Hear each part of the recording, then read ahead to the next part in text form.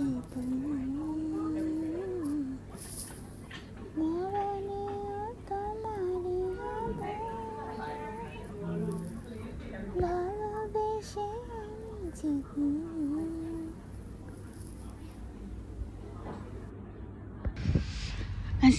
আলাইকুম। আজকে কতগুলো এক্সরে করলাম, ব্লাড টেস্ট দিলাম, অনেকগুলো টেস্ট। ওই যে কিছু সমস্যা হয়েছে শরীরে,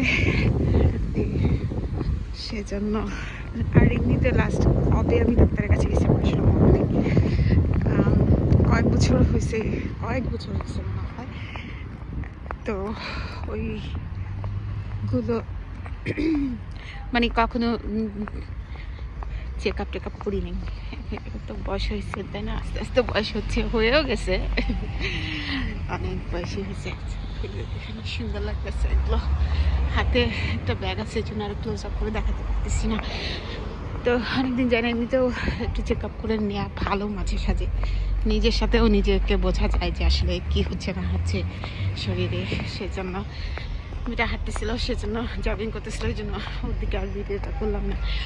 তো সেজন্য ডাক্তারের কাছে গেছিলাম। আর ওই যে চেস্টে একটা চেস্টে খুব প্রচণ্ড পেন হতেছিল লাস্ট কয়েক মাস ধরে, মানে 8-10 সপ্তাহ ধরে। সেজন্য আর সহ্য করতে পারতেছিলাম না। আগের দিন রাতে সারা রাত ঘুমাইতে পারি না ব্যথার চোটে। তো সেজন্য গেলাম ডাক্তারের কাছে। কালকে গেছিলাম, তারপর ডাক্তার দিছে 2টা এক্সরে, একটা ultrasound, blood test, urine test সব দিছে। গেলেই তো দেয় সব কিছু, তো দিছে। এখন ওগুলো আজকে করাই আসছি, শুধু আলট্রাসাউন্ডটা করাইতে পারি না, কারণ তো ফ্রি স্পেস ছিল না, অ্যাভেলেবেল ছিল না আর কি। তো এটা কালকে সকালে আবার করতে হবে, কিন্তু ফাস্টিং থেকে করতে হবে আলট্রাসাউন্ডটাও। তো কালকে করব।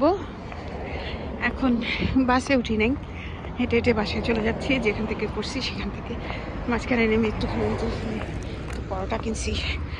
মানে ছোটো বাচ্চাটা ভাত খেতে চায় না বেশি, মানে ভাতের পরিবর্তে জোর করে একটু খাই। মাঝখানে অনেক মাস, 6 মাসের মতো কোনো ভাত খাইনি। খাইতে ফেব্রুয়ারি থেকে আমিও জোর করি নাই, ও খাওয়া একদম বন্ধ করে দিছিল। ভাত খাওয়া একদম খাই নাই 6 মাসের মতো। এই মাস থেকে এখন একবার খাওয়াই, কিন্তু তারপর ও পরোটাই বেশি খেতে চায়, মানে ভাতের চেয়ে আর কি, ভাত খেতে চায় না। সেজন্য পরোটা কিনলেই শেষ হয়ে যায়। ওই বাংলাদেশি দোকানটা একটু দূরে, এত রেগুলার যাওয়া হয় না। এত ব্যস্ত থাকি আসলে, মানে আমাদের সময় পাই না। ওখানে যে একসাথে বেশি করে আনলে ওখানে 30 প্যাকেট থাকে, আর এইখানে যেখান থেকে আমি কিনি নর্মাল কোর্স থেকে, ওখানে 20 প্যাকেট থাকে।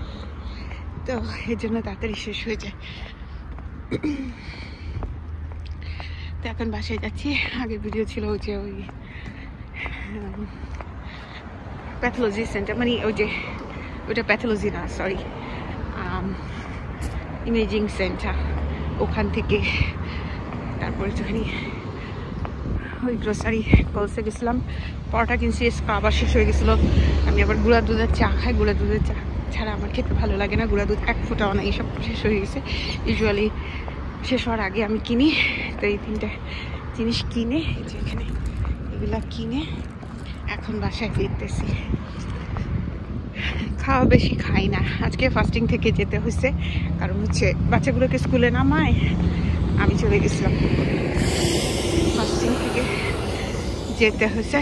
এখন বাসায় যেয়ে খাবো, কি খাবো জানি না, চা খাবো এটা জানি। যাবো বাসায়,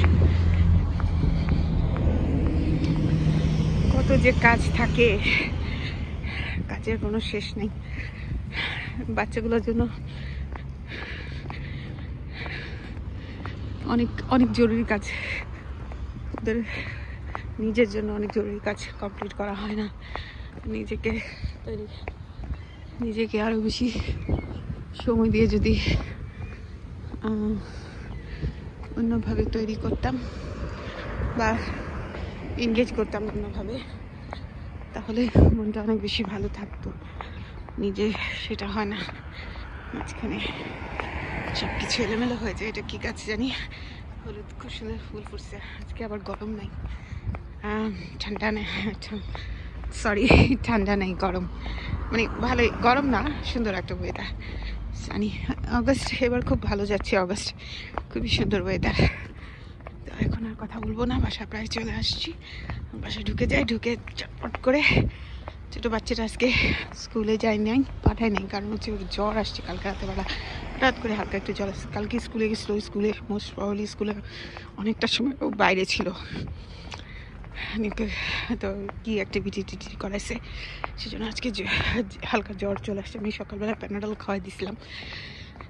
এখন বাসায় যেয়ে ওরে একটু পড়াবো, পড়াই টড়াই তারপর চাটা বানাই খাবো, নাস্তা কি খাবো জানি না, ওটি খাবো, আর কিছু না।